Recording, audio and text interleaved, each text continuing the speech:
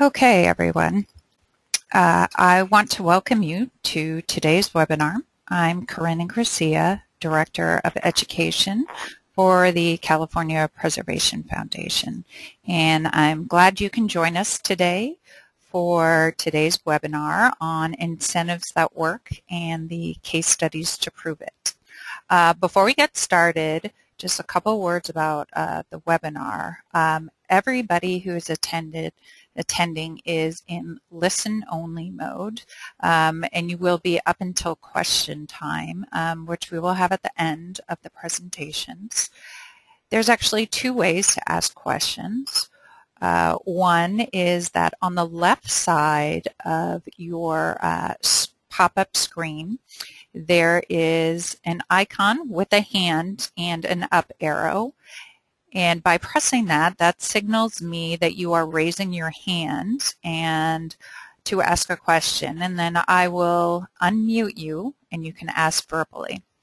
Some people may not have microphones or may have poor audio to ask verbal questions. So in that case, you can type your questions in the question box and then press send, and it automatically comes to me, and the speakers can answer those questions. So we have some great speakers for you today. Our first speaker is Deborah Rosenthal. Deborah is AICP and a partner with the law firm of Shepard, Mullen, Richter, and Hampton in the real estate, land use, and natural resources and environmental practice. She has been involved in a variety of complex federal and state coordinated environmental permitting programs for large private developments, including the negotiation of development agreements and preparation of development plans. Deborah attended Yale Law School and has previously served as Executive Director of Landmarks Preservation Council of Illinois. And then next we will hear from Cassandra Walker. Cassandra is the Community Development Director for the City of Napa.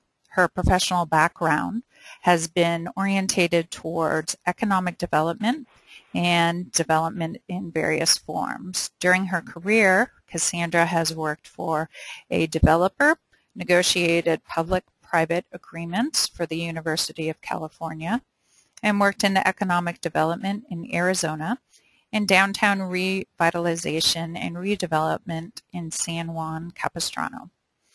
She also has a master's degree in historic preservation. And then our final speaker will be Monty Anderson. Monty is a founding principal of Cody Anderson Wozni Architects, where he directs the firm's efforts in historic building preservation and in residential and commercial development. His work ranges from restoration of distinguished landmarks to contemporary new homes.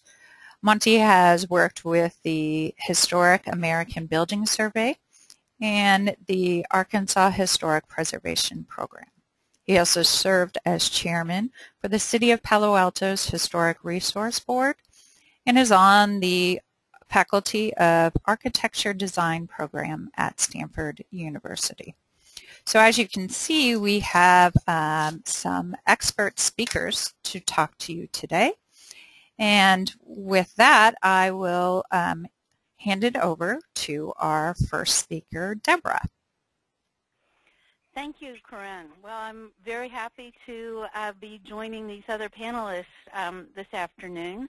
I understand that our panel also effectively reflects our audience, that our audience is about half public sector, half private sector, which does relate to what I want to talk about, which is the framework for how incentives work. Not just tax credits, but any kind of incentive. And they work by having the public and the private sectors work together. So if we could move to the first slide, maybe the second slide. This may go without saying, but as a lawyer, And I'll Deborah, say it can anyway. you speak up a little bit? Certainly. Thanks. Is that better? Yes. Okay, good.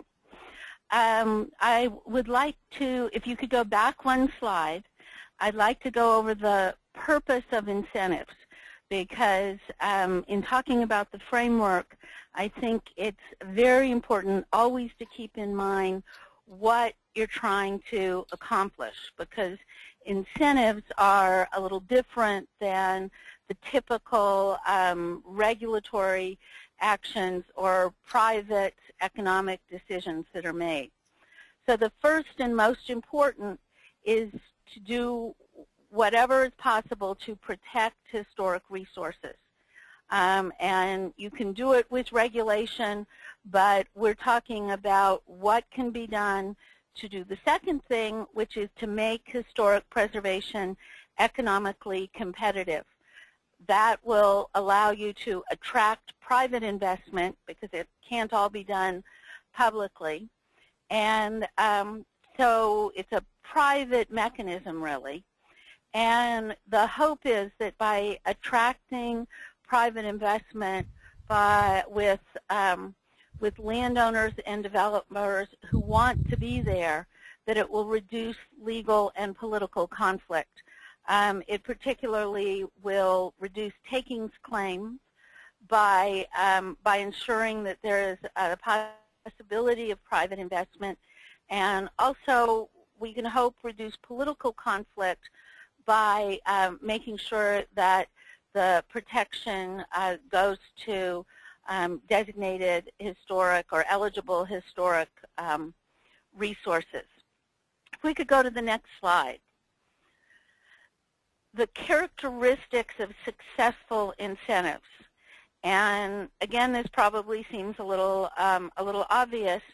I think of it as anything that provides a financial benefit to owners or developers, something that puts dollars in their jeans. And there are basically three ways to do that. One is to increase the value of the property by giving them something to sell. The second is to reduce the costs. That has the same effect, really, as increasing value. And the third is to reduce delay, because the cost of carry in a development project can be an enormous part of the financial investment. And we've all heard time is money from the development community. Successful incentives also provide political benefits. That can be important to property owners because they see opposition reduced, but it also can be very important to attracting local political support, which can be essential for any project. So an incentive should be something that allows the city to point to the project and say, we helped do this, and this is a good project for the city. They should also be simple, workable, and available. One difficulty with a number of incentive programs is that they're very complicated, or if they're not complicated, they're not available. So a certain amount of money is set aside for a grant program, and it's either too complicated to be able to use, or if it's not too complicated, it's not available. And finally, successful incentives should have, in fact, must have agency support and agency knowledge to be able to explain the incentives both to local officials and to private developers. We'll talk a little bit later about transferable development rights. I think Cassandra will be discussing that. And they are frequently a situation where there may be some agency support and some understanding, but they become neither workable nor available because politically they're too daunting to try to implement. So this is what's required for a successful incentive program. If we could go to the next slide where we'll talk about types of incentives. The first and most popular type of incentive is direct financial aid, a grant program or some sort of low interest loan program can be sort of at the top of everyone's list, but hard to come by. Tax relief in the form of lower taxes for a variety of reasons is a major type of incentive. Zoning, regulatory incentives can be relatively low cost for a public agency to implement, something that allows more density, different uses, exemptions, can be something that can be very valuable. Dollars in the jeans again. And then processing incentives are something that reduces the time or the complexity of processing. And then there are other kinds of incentives that don't fall in these big categories, but most of them tend to be particularly local incentives, either for a local political situation or some unusual kinds of resources. So if we can go very quickly over tax incentives, because I know we said we would try and go beyond tax incentives. It's always very frustrating when tax incentives are really the almost the only incentive that is mentioned, and then they turn out not to be particularly valuable in a particular situation. So the first tax incentive, and an important one in California, is our State Mills Act, which provides that taxes are not increased or fall under a fairly complex calculation for improvements to historic structures. So they are something that can be used for residential structures. They act to encourage rehabilitation because in the Prop 13 environment, sometimes rehabilitation or additions are the only time you get a big bump in your property taxes, and this protects you from paying a double tax price for rehabilitation. It does require local agency participation. The public agency has to sign on because they are foregoing some taxes. And although they're still very popular, a lot of local agencies are thinking twice about participating and setting limits on the participation. But very important locally. For commercial projects, the 20% rehabilitation credit is the federal credit, and it's intended to level the playing field for historic projects. The idea in rehabilitation tax credits is that it is somewhat more expensive to rehabilitate an historic building, and therefore the tax credits are intended to cover that delta between rehabilitation and new construction. They do apply only to National Register eligible buildings, and they do require application of the Secretary standards. So they can be very technical to implement, requiring consultants, very somewhat costly to implement. The 20% of rehabilitation credit can sometimes not be enough to cover both the additional processing and the rehabilitation costs. But again, they've been the major federal effort for many, many years. And then, of course, the 15% rehabilitation credits for older buildings that don't require the technical compliance with the Secretary's standards. And then the next slide addresses 3 other kind of programs: the new market tax credits, which I think Cassandra or Monty can talk about.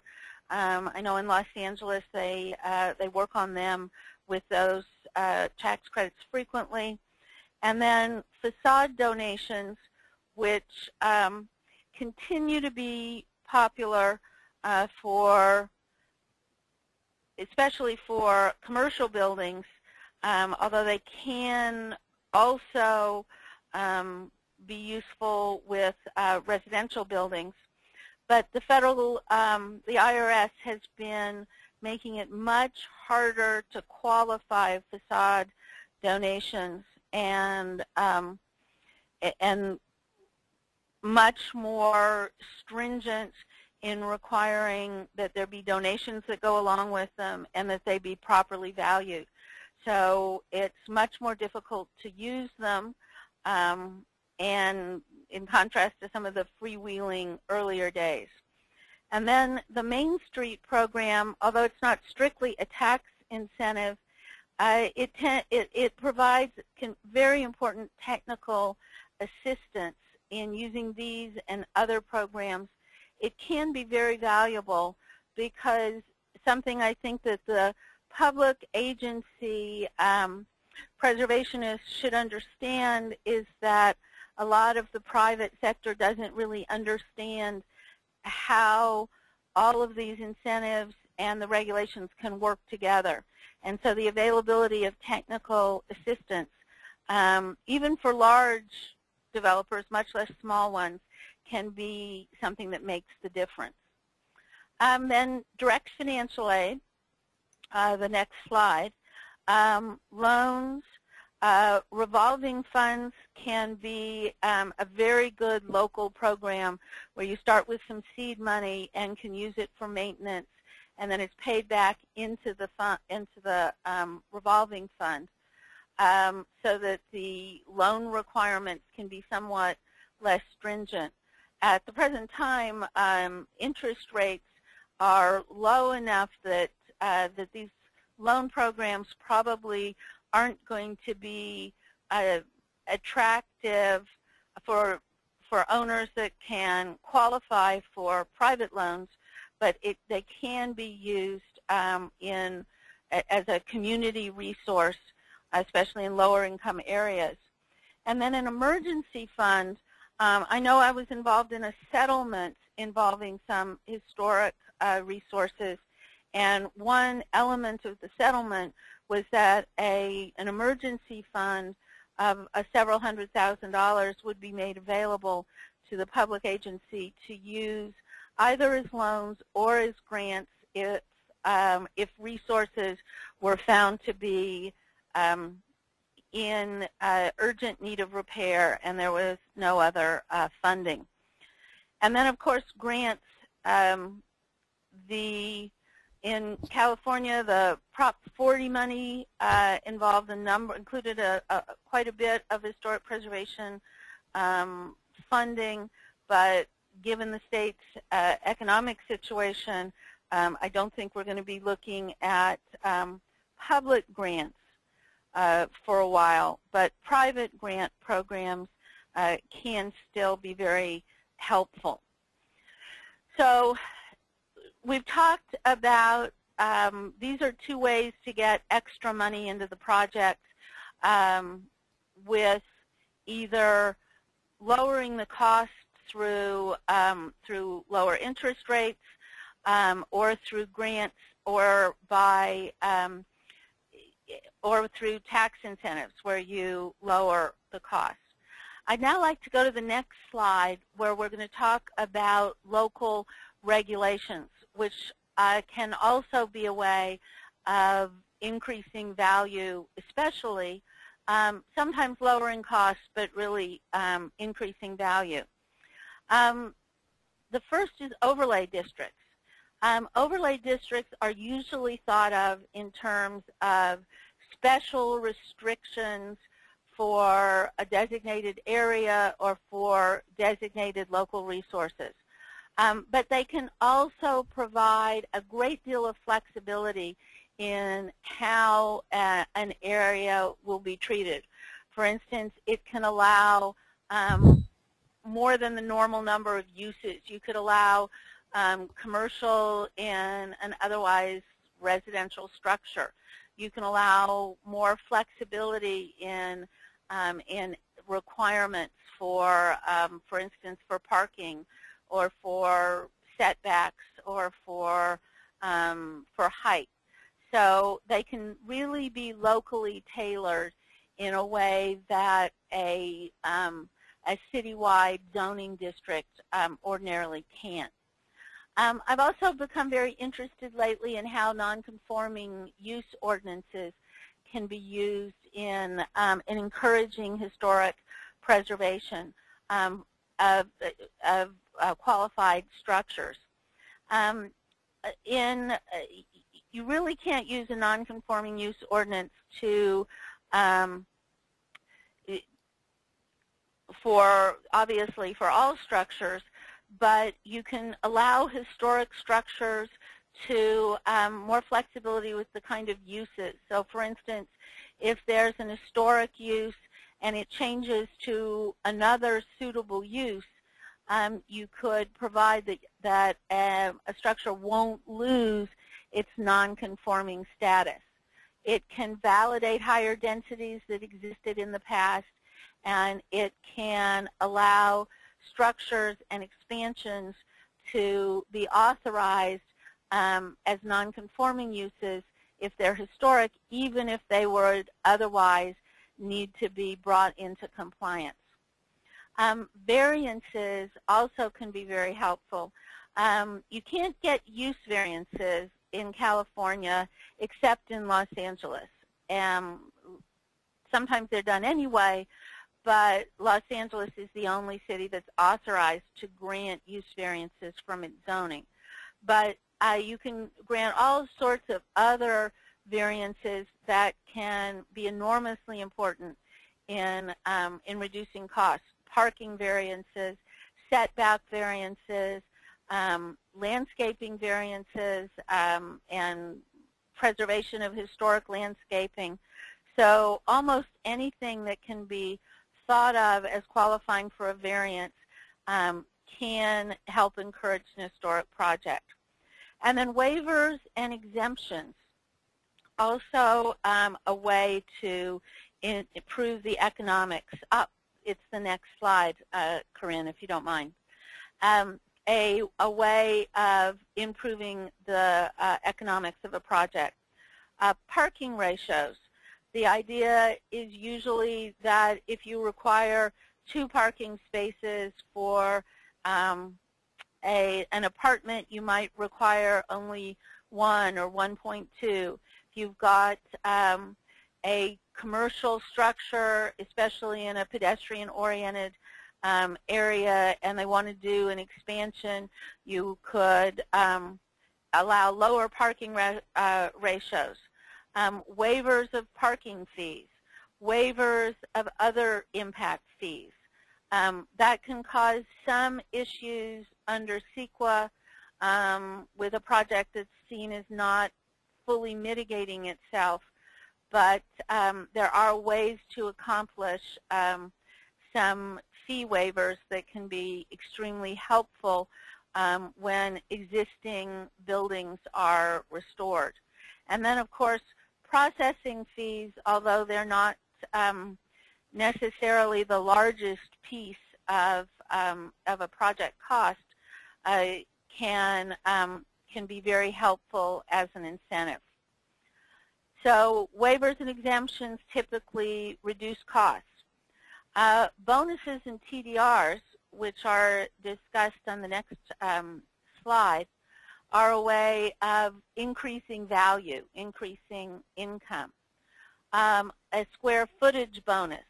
If an historic structure is being rehabilitated, then it may be able to be larger than would otherwise be allowed under the zoning, especially if there's an expansion going in. There can be more coverage with a higher FAR. The additional square footage and FAR tend to be especially valuable in higher density cities because of a combination of CEQA and our CARI-oriented culture in California. Trip bonuses are frequently can be very valuable. So an historic structure that is being rehabilitated might be allocated a certain number of additional trips, which it can either use itself or sell to someone else. So if you have a building that is that would typically generate a certain number of trips, then and you've got a lower generation ratio, they may be able to exchange those trips. Irvine has a trip program where they can be exchanged that's not related to historic buildings, although Irvine will probably be old enough in another 10 or 15 years. But it can be used in the historic context. I've been somewhat interested in the idea that older buildings should be credited with the GHG savings of the fact that they've already, that the greenhouse gas emissions have already occurred probably 100 years ago when the building was built. So they can result in fewer GHG emissions than new buildings, and there ought to be a way in cities that are doing trading programs or some sort of mitigation programs for recognizing that and allocating that to historic buildings. There can be other kinds of bonuses that are appropriate for historic buildings. And then transfer of development rights. Almost anything really can be a development rights transfer. It can be square footage, it can be units, it can be parking, it can be trips. Anything that can be considered a development right, the unit of measurement is not as important as the concept that the TDR program should tell the owner of an historic building what those rights are so that settle what they have.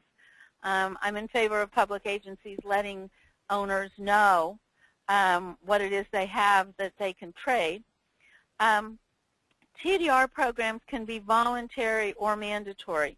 Most of them are voluntary, especially involving historic buildings, although the classic one in New York City, they were given TDRs, and with Grand Central Station were given TDRs and told that if they couldn't build, they had to transfer the development rights if they wanted to get benefit from them. In California, probably the most prominent mandatory TDR program is in Lake Tahoe, where owners near Lake Tahoe that affect the watershed are given transferable rights and told they can't develop, but development outside in the receiver areas must acquire a TDR right in order to develop. So I also think I've worked in a number of locations where TDR programs are established, and they're voluntary, and it's possible rights are assigned, but the hardest piece of it doesn't happen, which is designating the donor and receiver sites, because that's really where the rubber hits the road. and where there's going to be lower density at the donor sites and higher density at the receiver sites. And that can cause some issues under CEQA, although they can be handled, but they are frequently it's very politically difficult. And that can be where an otherwise model program becomes an unsuccessful incentive.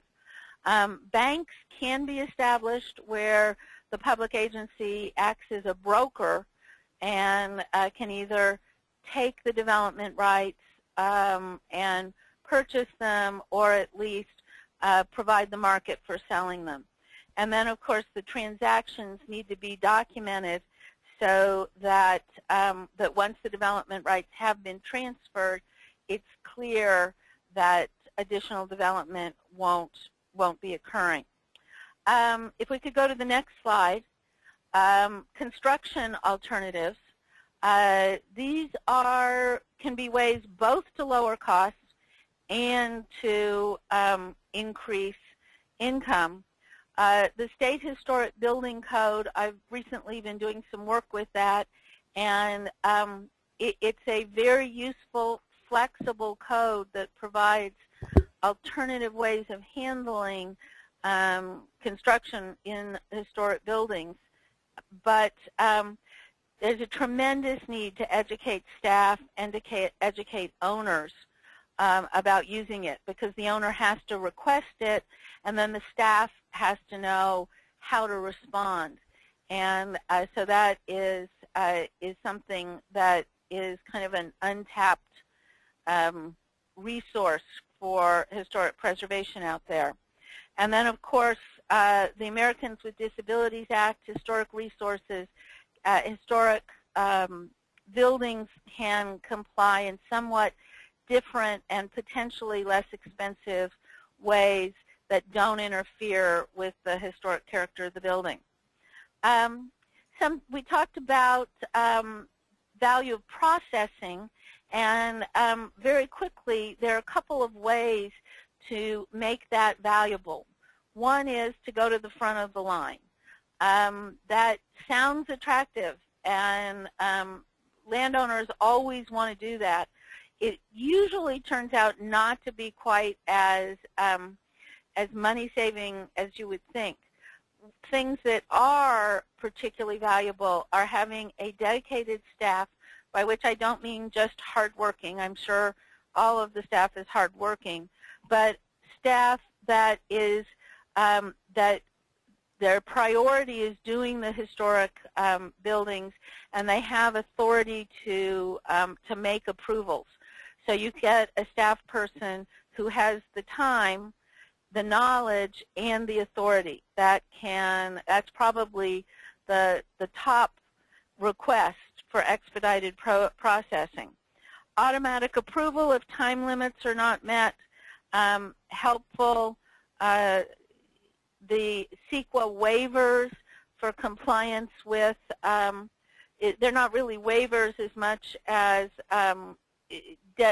pre-approved conformance for Secretary Standards projects, and then pre-approved solutions, which can be difficult with historic buildings, but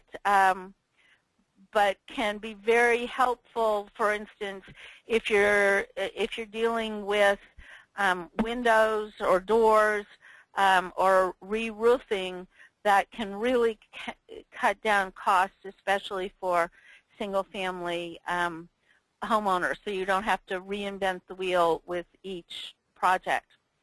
And then the last thing I would emphasize gets ignored a lot.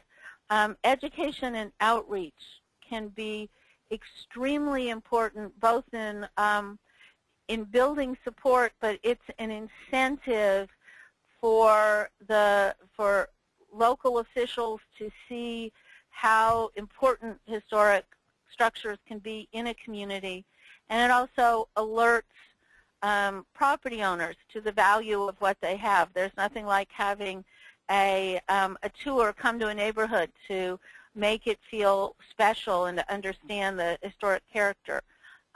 Brochures covering all of these things, especially things like the State Historic Building Code, and then of course workshops because of the tremendous problem that property owners who don't work full-time in historic preservation frequently don't understand how the economics work. So the conclusion really in the last slide is to set up the programs in advance so you're not scurrying around trying to develop something that has to be custom tailored at greater cost. I know it's frequently, it increases cost tremendously to have the survey done and sometimes even an ordinance approved when a project comes in. Involve the property owners who need to tell you what will help them in their particular situation. Form coalitions with anyone who's willing to talk about how preservation can help in a community, and then always to remember that for the property owner the incentive is going to be economics, and there has to be a deep and fundamental understanding of how the economics of the projects work. And I think that's where Cassandra comes in, who has spent the last many years helping with the economics of difficult projects. Thank you, Deborah. One question that we did have is, will this presentation be made available? And yes, it will be. I will send it to the attendees after the webinar. And then another question that we did get is, what is automatic approval if time is not met? What that is that if someone comes in and asks for a certificate of appropriateness, for instance, and a certificate is not acted on within the time periods, it's deemed automatically approved. So what it does is it puts the burden on the public agency to go quickly and to meet the time limits instead of allowing a lot of these things to drag on. And I know that the Permit Streamlining Act applies, although it frequently isn't terribly useful because of CEQA requirements, but an automatic approval is something that simply says if there's not a decision within 30 days or 45 days, your application's deemed approved. And then a follow-up question is, what is a certificate of appropriateness? A certificate of appropriateness is what most cities call the extra historic permit you need to get that reviews whether, if you go in and you want to do some work on a building and that's historic, for instance, replace the windows, you need to get permission, and somebody at the city, for instance, has to review it and say, this is historically appropriate. So it's called a certificate of appropriateness. And I know I've worked on a number of projects where things that should be, in my opinion, relatively simple can drag on for a long time, trying to decide whether there might be a better way to do it. But a certificate of appropriateness is what is usually issued when there's a change that's going to be made to an historic building. Thank you, Deborah. And now my pleasure. We will pass it over to Cassandra. Thank you, Corinne, and thank you, Deborah. My presentation is going to try and pick up on where Deborah left off and use some of the tools. She talked about how we've used them in Napa on some specific projects. And I'm going to, next slide, please. I'm going to try. And Cassandra, can you speak up? Sure. I'm going to try and go through the different tools, some of them that Deborah talked about, and give you some real-life examples of how we use those. And I'm going to try and take it from some different standpoints. First, working with developers on major projects that may include multiple buildings. We used redevelopment agency funds to do two types of agreements, disposition and development agreements and owner participation agreements. Now, if redevelopment is eliminated come January, there's still ways for cities to use these agreements or similar agreements as well. For nonprofit buildings, buildings of stature in your community, we in Napa had a performing arts venue called the Napa Valley Opera House. How we tailored certain other tax incentives and Mills Act and grants to assist them in preserving that facility and opening and operating it. Then for smaller businesses, we've used FAÇADE and SEISMIC retrofitting grants or rebates to help them improve their facilities and open viable businesses downtown. And then again, I'll reinforce what Deborah talked about, which is educating the public. Next slide. Oh, sorry. So the first is disposition agreements, and that's when a city or an agency has property that they want to sell to a developer under certain conditions that the property be preserved and restored and rehabilitated.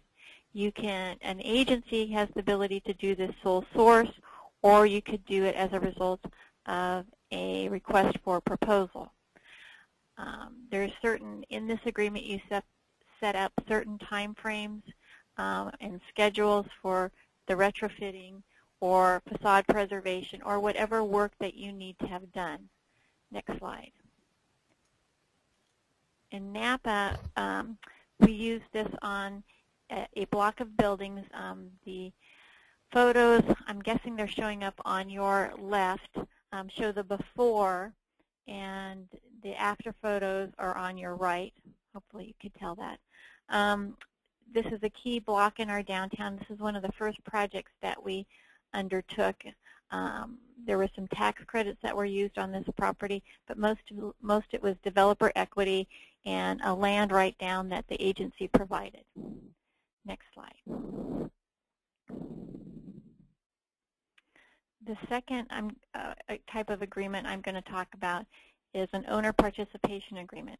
And that's where the owner already holds the building and the agency or the city can work with that developer to help resolve some issues associated with the project that a bank wouldn't normally lend on. In the example I'm going to show you, there was some hazardous material remediation that the owner needed assistance with. There was some seismic retrofitting of a silo building that had originally been used for granary that needed to be done. He went to a much higher level of restoration and preservation than was required even by the Secretary of Interior standards. And he also provided a public plaza and public restrooms adjacent to the building for the public. So because of these components, it wasn't necessarily all financeable by a bank, but the agency stepped in with a loan and provided some grant money for the public plaza and the public improvements. So it was, in that respect, a joint venture between the redevelopment agency and the property owner. He repaid the loan, which had very favorable terms as compared to a bank, and now we have an active, viable use on our riverfront. So next slide. So again, this shows the before and after, and you can see some of the seismic retrofitting. The awning was replaced. I think the next slide will show our public plaza and some public restrooms. Just out of shot, where you see the general store building on the top slide, to the right of that is this granary silo, and you can see of the base of this granary silo that was retrofitted with the mural project in the lower right-hand slide. So we were able to couple public plaza, some public restrooms, some public art in conjunction with the renovation of this facility, all through an owner participation agreement. Next slide.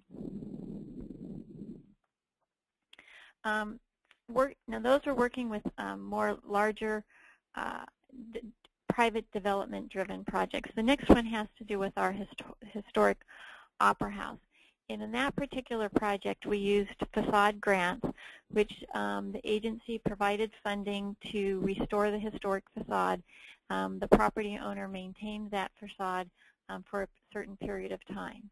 We also used the Mills Act, and Deborah talked about that. It's a state of California project where you get a reduction on your property tax based on the value of the facility.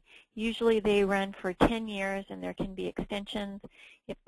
For example, if you used it on a residential property and you sold it, you would still be required to maintain it, but the property tax benefits would continue. In Napa for the Opera House, this was a significant reduction. It was about a $200,000 reduction in their annual property tax, which that money could then be going to help with their operating expenses. They used some historic tax credits. Deborah talked about those as well.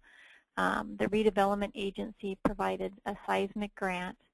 And the latest, we're doing a forgivable loan, which is a match. They have some debt on the building, and they're trying to eliminate the debt. The agency will come in with a program that will match other private donors with our public funds to eliminate the debt. In exchange, they will provide an ongoing maintenance program for the facility. They have a whole series of community programs that they provide. They provide access to the facility for certain community events. So it ends up being a win-win situation. So sometimes when you're working on key buildings, you have to bundle a number of resources to bring the project through to completion. So the next slide, you will be able to see the before and after of the exterior of the building. Now, this has taken about 15 years to complete from when it originally, the nonprofit got together to start doing the fundraising for the Opera House, and perhaps even longer than that. Time goes by so quickly, to the day that the Opera House opened. Next slide, please. This will show you the interior of the space, which is a unique upper floor Opera House. It was originally a vaudeville house, and it shows you what it looked like when it opened historically and what it looks like today. One of the unique things that they're looking at doing is they have a lower lobby. I don't know, Corinne, if you can go back to the first slide. You can see the night shot with the lights coming through. It's a large lower lobby, and so during the daytime when there's not a lot of performances, they have this space that we would like to activate. So they're looking about putting a restaurant in to part of the lower lobby, which should help provide some additional pedestrian foot traffic here. So these projects are something that we get to continue to work with over a number of years to address different needs as they occur. Next slide. One of the key projects we've done is a seismic retrofitting. We've done 8 of these so far on various sized buildings where the agency provided a certain dollar figure, in our case $2.50 per square foot, to get the engineering plans and specs done, which would be a forgivable loan. We also provide up to $1,000 for reimbursement of actual testing costs to help assist with designing of the retrofitting program. And the loan requires them to complete the work within 1 year. Next slide. We've done 8 of these so far for a variety of different buildings. For the preservationists in the audience, the upper pictures are pretty interesting. This is a building that was developed over 10 years in the turn of the century, 1900 to about 1915 or so, and if you can see on your slide, you will notice that some of it is brick, some of it is stone. There's different types of ironwork on the front. And the developer sort of got salvage materials over time and constructed the building in a variety of phases. So I always like to point that out because it's sort of an interesting story about early, reuse. Next slide, please. The other program that we've used fairly successfully, we've done, I think, I think the figure's on the next slide. Anyways, we do restoration or preservation of facades. And Deborah talked about this a little bit when she talked about facade donations. In our community, we have about 3 projects where there have been easements given on facades. The Historical Society or our nonprofit, Napa County Landmarks, holds the preservation easement in terms of getting a write-down on the property tax. In our facade case, we don't hold an easement. We just provide funding to get the facade restored. We provide a 50% match up to a certain limit. $5,000 per storefront was our limit. And we have a maintenance agreement for 5 years to ensure that the facades are maintained. Next slide. This will show the before and after. We've done about 54 of these, and we've had a really good return on investment. They're fairly easy to administer, and they make a huge difference in the street frontage. One of the types of projects, now that we've done sort of a lot of the major facades, we're running into is sort of handicap accessibility entrances. And so that's another focus we're starting to look at, how you can maintain the historic nature of the building, but at the same time providing the handicap accessibility needed by certain types of doors. Next slide. One of the other areas that I think Deborah hit on and I'd like to reinforce is educating the public. The city has developed a survey of the entire city, a context survey, and the city has now been divided into about 29 different sub-areas. And we're going in and doing intensive level surveys on each of those sub-areas. We've completed about 5 so far to really start highlighting what is the historic character, what are the key historic buildings, where historic districts would be appropriate. And this has been valuable in 2 ways, helping us identify our resources, but also building strong neighborhoods. Every neighborhood that has been surveyed has coalesced together and are reaching out and doing other types of programs. We did 2 surveys at the same time, and those neighborhoods recently held something called a Porch Fest during the summer, where they held different types of music venues on their porches. So you would have a guitarist on one porch, some jazz on another porch, and then you could circulate around these historic neighborhoods listening to music. And it was gathered about 2,000 people over the weekend and was very successful. Next slide. We also work closely with our preservation partners. One of our preservation partners, Preservation Napa Valley, does something called Preservation in a Pint, where she gets a local brewery to donate the beer, and they go into historic structures and have timely lectures on a variety of topics, some more controversial than others, but always very popular because you're getting into some new, unique historic buildings, and you're getting something other than wine. So those turn out popular. We have Napa County Landmarks does several things. They do preservation design awards. They do a list of the most threatened treasures. They also do historic walking tours. So all of those things help build the community knowledge of events. This is one of the latest things that Preservation Napa Valley did, was a community history documentary project. And you see this gentleman on the tractor. they went around the community and did videos of about 20 different historic members of the community in the usual unsung professions. Several farmers, some folks that had worked at Muir Island, which is a naval shipyard that's close to Napa, some people that had small businesses, and talked about the legacy of the community through their eyes. And it was quite beautiful and very informative. One of the members that was videotaped has recently died, so it was important to realize that this legacy, the people that sparked the community in the first place, were losing that knowledge. So it's a project that then we're going to carry on next year as well. Next slide. I think that may be the last slide, and I will turn it over to Monty.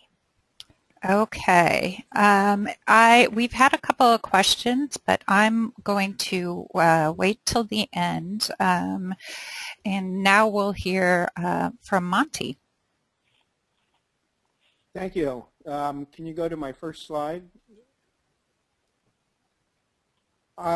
Deborah touched on bonuses and TDRs in her program, and I want to touch on that as well, because it's we do a lot of work here in the city of Palo Alto, and bonus programs and TDRs are a big part of preservation in the downtown. If you can go to the next slide. So with all historic resources in Palo Alto are collected and put into a historic inventory. The inventory is then classified: historic 1, category 1, historic category 2, 3s, and 4s. 3s and 4s are generally contributing structures, but the place that the Palo Alto ordinance comes out is in the downtown district. There they've set up special zoning guidelines, in particular to try and encourage the preservation and reuse of historic structures in the downtown through a series of incentives programs. So in Palo Alto, if you're a developer or a historic property owner and you have a historic category 1 or 2 structure and you're located in this downtown district and you're going to perform an historic rehabilitation on that building that will meet the Secretary of Interior standards for rehabilitation as judged by the city, then the city will allow that property owner to increase its the existing floor area of the building by 2,500 square feet, or 25% of the existing building, whichever is greater. So that's a nice amount of square footage that the developer or property owner gets to add to their building. Furthermore, if such building is also in a seismic category 1, 2, or 3 as determined by Palo Alto's building official, and your rehabilitation project is also going to seismically rehabilitate that building, they'll grant you, again, another 2,500 square feet, or 25% of the existing building area, as an incentive for seismically rehabilitating the buildings. Both of these bonuses are cumulative, so if your historic building is also a seismic hazard, you're going to be able to take advantage of both of these incentives. So these incentives also provide other benefits besides just allowing an increase in square footage. One of the things it also allows is a deferral of parking, which for anybody who does development work in the downtown, parking is always a huge issue. If I just take a look at that 2,500 square feet, and the parking requirement in Palo Alto is 4 parking places per 1,000 square feet. If I'm a developer and I want to add 10,000 or 2,500 square feet to my building, that would trigger a requirement for 10 parking spaces. Here, because you're rehabilitating an historic structure, those 10 spaces are waived, as they are if you're also doing a seismic. So if I'm a developer and I'm trying to develop a project in downtown, this is a real incentive, because if I can't make my parking quota in my project, I have to approach the city to buy in lieu of parking. Now in Palo Alto, a single space costs $52,000. So you can see that 10 parking spaces and a deferral of that is actually quite a bit of incentive, and oftentimes the incentive kind of dwarfs the added square footage. But then it goes even further than that, and this is one of the reasons why this is a very popular program in Palo Alto and has been used so extensively. It also allows that property owner or developer to increase the site density from a 1-to-1 up to a 3-to-1 FAR. So that's quite significant. Not only do you get extra square footage, you can put it onto your site and you get a deferral of parking. So that's a bonus program that the city has. They also have a transfer development rights program that plays right into this. The historic rehabilitation bonus and the seismic bonus can either be used on site on the historic resource or transferred and used on any other non-historic receiver site in the downtown district. So that's very important, because if a developer is looking to put together a new, larger project in the downtown, he can buy these development rights for projects that have already been rehabilitated and use it on their property. That transfer also transfers the 3-to-1 FAR, and it also transfers the deferral of parking. So this becomes a big incentive to anybody doing work in the downtown. Essentially, developers will buy and trade these bonuses once they're available, and the price fluctuates. It's not generally a straight 1-to-1 cost difference. So even though 10 parking spaces is worth $520,000, the bonus is traded, and it's based on market value. So if there's a lot of activity in the downtown and a lot of construction, the price point for those bonuses that are being transferred goes up. And if there's a lack, as we've seen in the last 2 or 3 years, the price point comes down. So it's really kind of it's driven by the marketplace between the developers. Next slide. So what is required if you want to take advantage of this? Essentially, your project must meet the definition of rehabilitation as defined by the Palo Alto Municipal Code. And the rehabilitation is simply returning a property to a state of utility through repair, alteration, and to make possible an efficient contemporary use while preserving those portions or features of the property which are significant to its historic, architectural, and cultural values. That historic rehabilitation shall remedy all known rehabilitation needs of the building and shall not be confined to routine repair and maintenance, which is really key. So you really have to be going in and really looking at these buildings and evaluating what their needs are. And if your idea is just to paint and spruce up, these kinds of bonuses are not going to be made available to you. So it needs to be a significant project to even be considered for this. The next slide, please. So if you're going to move down this path, the city retains an expert in historic preservation at the applicant's expense. And this expert works to provide the city with an independent evaluation of the project and essentially develop a historic structures report that helps define what the key defining characteristics of the building are. And it takes a look at the project and what's proposed and makes its own evaluation as to whether the proposed project meets the Secretary of Interior standards for rehabilitations. Next slide. Once the historic structures report is done and the city has deemed that your project will meet the standard or definition of rehabilitation, then your final plans and the historic structures report are sent to the 7-member Independent Historic Resources Board that's appointed by the City Council. That board and that meeting is an open public hearing, and the the board is charged with evaluating for themselves and recommending to the planning director whether the project meets the standards of rehabilitation. The board then listens to the presentation, and then they make their final recommendation. If it is actually a double bonus project that includes rehabilitation and seismic both together, then that has to go from the Historic Resources Board and continue up the food chain and get approved by City Council. Next slide. So what I wanted to do is then kind of take a look at how this is played out in the downtown. And so we've taken a look at several case studies, projects in the downtown, and illustrate how this has kind of worked. At 530 Ramona Street, which in this photograph is the middle building with the second floor open balcony, the developer rehabilitated the building. This building is in the Ramona Street National Register Architectural District, so it's considered a National Register resource by virtue of being in that district.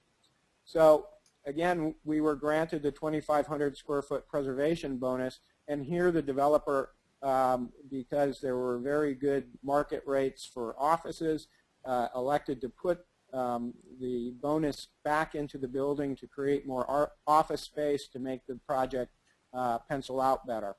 And so we worked with the Historic Resources Board, and we developed a project that stepped the massing of the building back so that we retained the look and feel of, and pedestrian nature of Ramona Street, and sort of masked everything towards the back. So here the square footage was kept on site.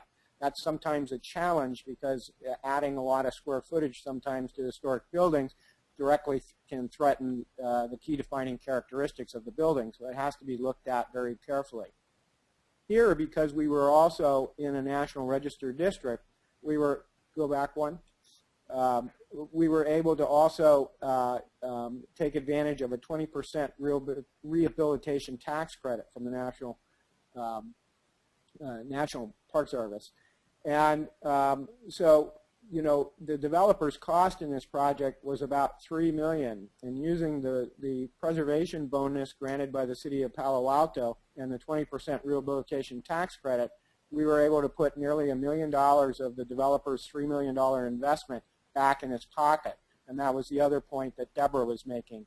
You know, you can't turn a developer into a preservationist until it pencils out, because that's how a developer project has to work. If it doesn't make money in the end, they're not going to do it. So you have to try and balance their needs with the preservation of the building. Next slide. Further down on Ramona Street, again still in the National Register district, but across the street, was another building that was a landmark building that had essentially become a pizza restaurant in the 70s. And as a part of that, they moved the kitchen to the front of the building and opened up, destroyed the storefront, opened up a little window so you could watch somebody throwing pizza from the sidewalk. Well, this was a big change, and when we came to the rehabilitation project, it was very, to look at moving the kitchen back to the rear of the building meant building a brand new kitchen. And of course, that carried with it a lot of cost. And the owner of the building wasn't able to sort of make that work. But however, leaving the kitchen in the front made the challenge of trying to reintroduce and restore the storefront a big challenge. So we approached the city, and we gained, we got our rehabilitation plans approved, and we were granted a 2,500 square foot bonus. Here, we sold that bonus through the TDR program. It generated about $250,000 at the time, and coincidentally enough, that was about the cost of putting in a new kitchen in the rear of the building. So it allowed that swap to happen, which wouldn't have happened otherwise. And on the photo on the right, you can see that then that allowed the storefront to be rehabilitated and brought back on that structure. Next slide. Across the street again on Ramona Street, this building was built in the 1930s. It was the interiors had some wonderful, wonderful spaces in there that had been completely covered up over time and become rear storage rooms, and fireplaces had been blocked off, and so on and so forth. The owner, again, didn't have a lot of money, but desperately wanted to try and restore these key interior spaces in the building. So we developed a rehabilitation plan for the building and approached the city and got a 2,500 square foot bonus granted. We sold that bonus, and the owner used the money that was generated to renovate the original building interiors. Next slide.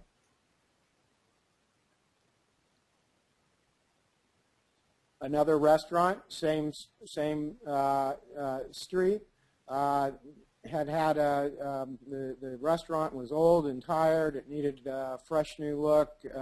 Historic materials had crumbled, and every form of wiring and everything else over time had just been simply put onto the walls instead of buried and concealed. So we had a big effort here to kind of come in and conceal all these different systems, renovate the exterior courtyard, renovate the building facade, renovate a lot of the beautiful materials that were used on floors and finishes here. The size of the bonus allowed us to get actually a 3,200 square foot bonus, because remember, it's 25% of the building area. So this one allowed an even higher one. Again, we sold it through the TDR program, and the money generated created a new kitchen and allowed for the restoration of an interior courtyard. Next.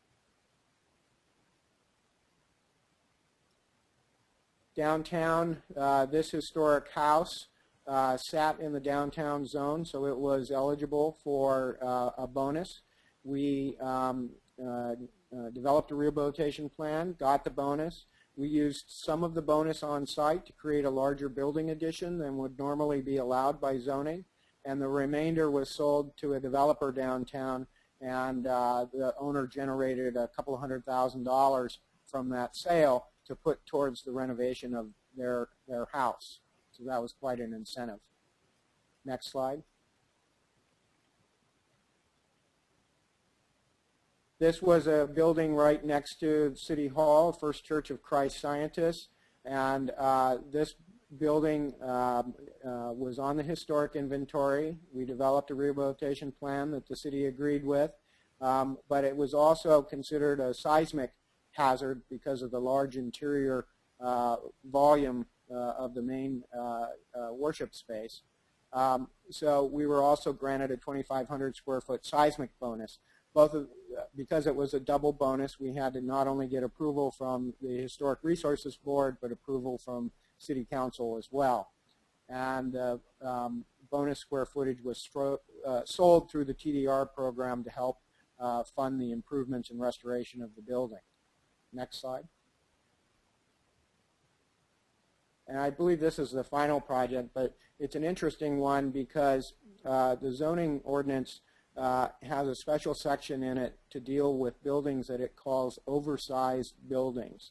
And essentially there's only about, they exceed the FAR allowed in the downtown quite a bit.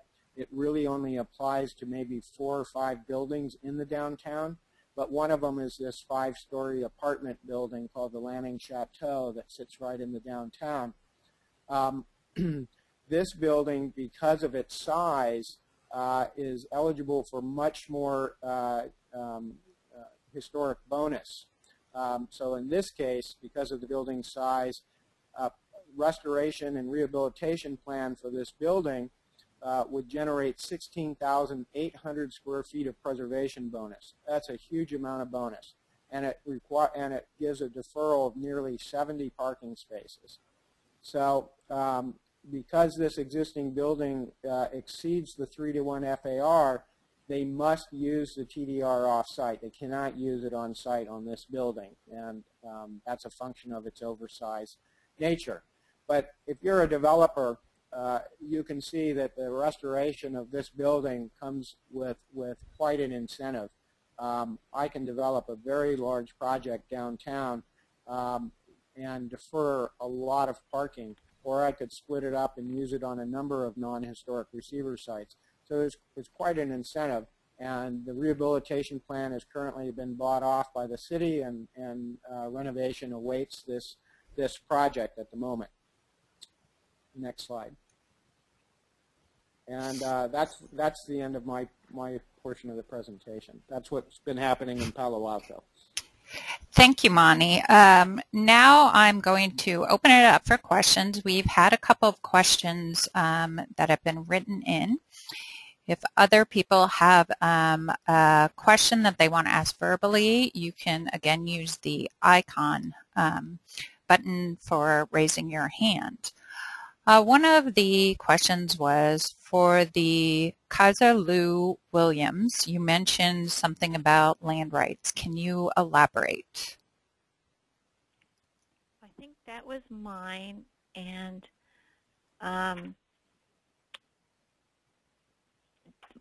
that was a disposition and development agreement where the city, the redevelopment agency, owned a historic building. And we entered into a disposition and development agreement with the new property owner, and had certain requirements for them to restore the facades, do a seismic retrofitting, and bring the building back up to a certain level, and complete with tenants. So I'm not.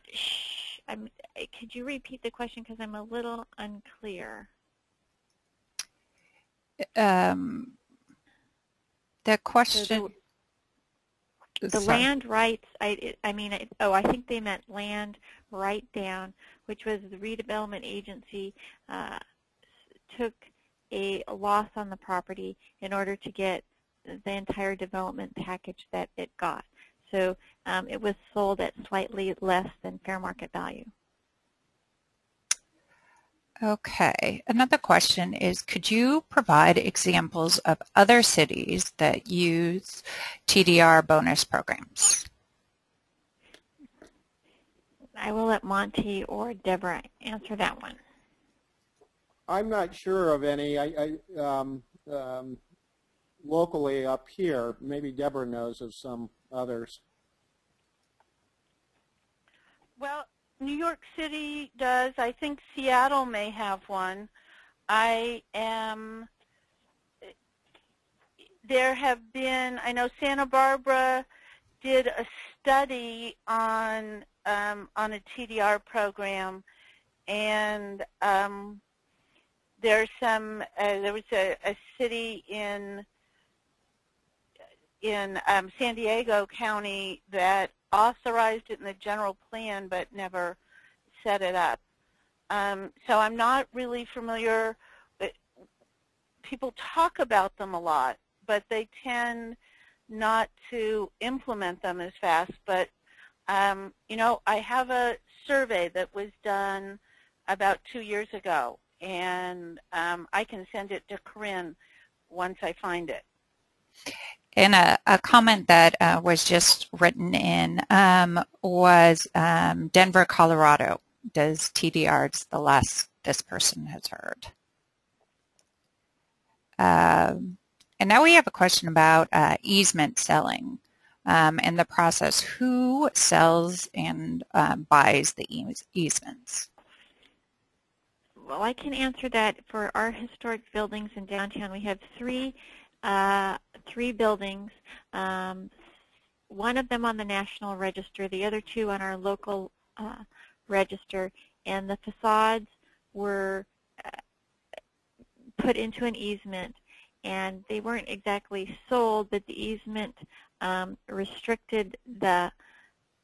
wrote down the value of the building because the facades could never be changed, and so that value resulted in a property tax decrease for the building, and the easements are held by our Napa Valley Landmarks, our local preservation organization. I would add they really aren't sold. They need to be donated, and they need to be donated to either a qualified nonprofit or a public agency which can hold them. and they also, to be eligible for the federal donation benefits, because you get tax benefits like a charitable deduction for the value of what you're giving up, they need to be permanent. Monty, did you have something? Yeah, I sit on the easement committee for the California Preservation Foundation, and we hold the easements of a few structures, the Thorson House on the Berkeley campus and the Wells Fargo building in Oakland. So CPF does hold, and once a year we go and review those projects with the owners and walk through the sites to make sure that they're being maintained. So it's not a sale, it's really it's a way of getting both a lower tax deduction, property tax, as well as getting a federal tax deduction if you qualify. Another question is, what is the time frame for NAPA to complete surveys? That is really dependent on funding. So we targeted like the first 10 of the higher priority areas, and we've been able to do 5. The issue that we've run into is that as an outcome of the surveys, there's a lot of National Register nominations that need to be done, historic districts that can be formed. So we've stopped doing the survey at the moment so we can catch up with the work that was recommended by the surveys that we've completed to date. But I would say, you know, it's going to be a long-term program to get all 29 areas completed. And then you have to start over as soon as you finish, right? That's the nature of it. Yeah. What we did do is with the initial survey, the context statement, we did get a lot of properties identified that we didn't know. So we're getting it surveys updated more quickly now, I think, but it's going to be, the intensive level is going to take a little longer. And this question comes up a lot. What incentives work the best for preserving church structures? Well, in the one project that I showed in Palo Alto, the second to last project was the First Church of Christ Scientists. Well, that was a church building. The church had moved out, so it was going through an adaptive reuse. But the building itself was preserved mainly due to these bonuses. Church and nonprofit structures, we really talked about needing a whole session on its own, because most of the tax deductions typically don't work or aren't valuable, and public grants can be unavailable for religious structures anyway. But sometimes grants can be helpful. Variances can, anything that reduces costs can be helpful. So the variances, non-conforming use treatment, additional square footage can be helpful for churches and other nonprofits, but they can be a very difficult financial problem. And a number of the lawsuits involving preservation nationally have involved churches because they view preservation as simply adding cost. In order for the TDR bonus to work as a financial means, does the city need to establish historic districts first? I think it's probably best. I mean, the city of Palo Alto has an inventory, so you know there's no question really going in as a historic homeowner or property owner or developer whether the building that you're talking about is historic. So if that hadn't been done, then there would end up having to always be a whole layer of more work that would precede a project to determine whether the project was indeed historic or not, and that could really slow down a development project.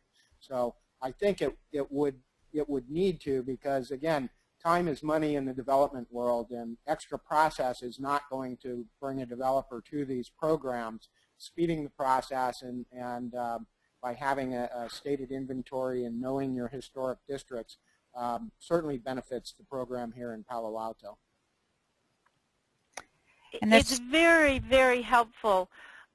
Legally, I think it's possible to rely on, for instance, a national register designation or a local register designation for a donor site. Identifying receiver sites where the extra TDRs can be used would typically need to be done by district, though, because otherwise you'd be designating the receiver sites kind of willy-nilly after the fact.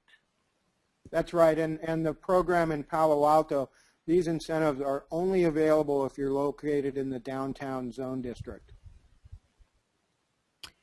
Here's a question for Cassandra. How is NAPA funding the surveys?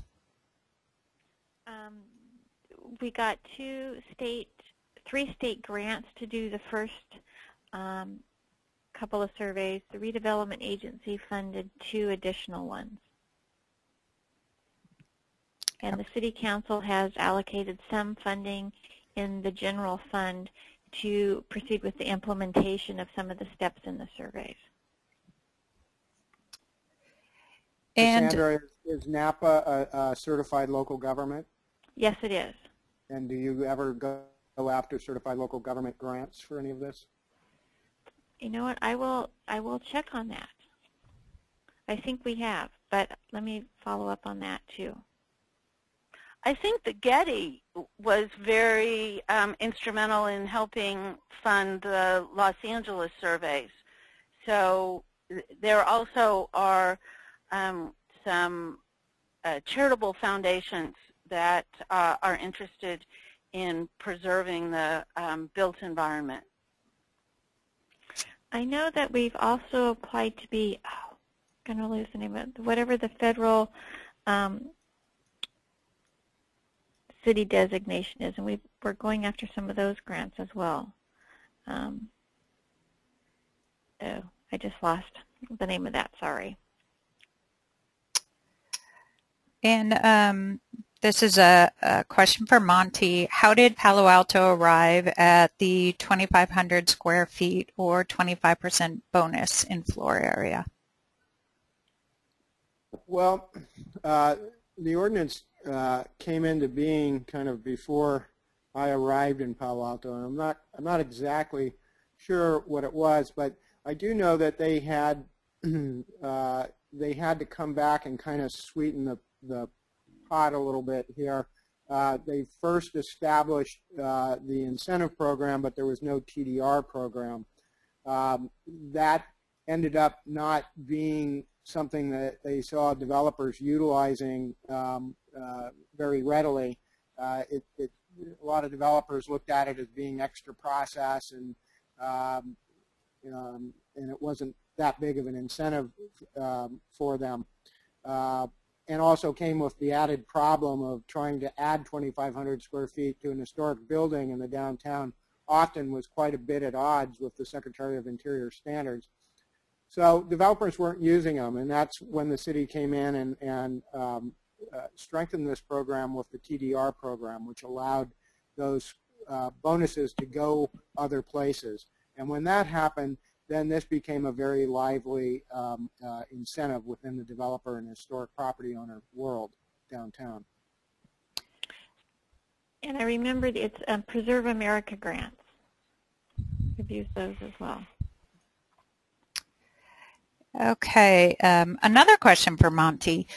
Does a receiving site project need to be approved at the same time as the rehab project for the historic building? No. And in fact, the bonuses are not even available for sale until the project has been completed and signed off by the city. Then the city attorney will draw up the development rights agreement. So first you got to do the historic work, and then you have to have it approved by the city, and then it has to be complete before these development rights are available. Okay, well, we're at 1:30, and I want to thank our speakers, Deborah Rosenthal, Cassandra Walker, and Monty Anderson. And thank you very much for all your questions. If you do have any more questions that you think of, you can email me, and I will send those to the speakers. And also, as I said, the presentation will be made available to you. And before we leave, I wanted to remind you of 2 upcoming webinars CPF has in December. Survey LA, which we talked about briefly, and architecture styles, and both of those will be in the middle of December. So thank you, Cassandra, Deborah, and Monty. Thank you, Corinne. Okay, and I hope to hear from everybody at an upcoming webinar. Thank you very much.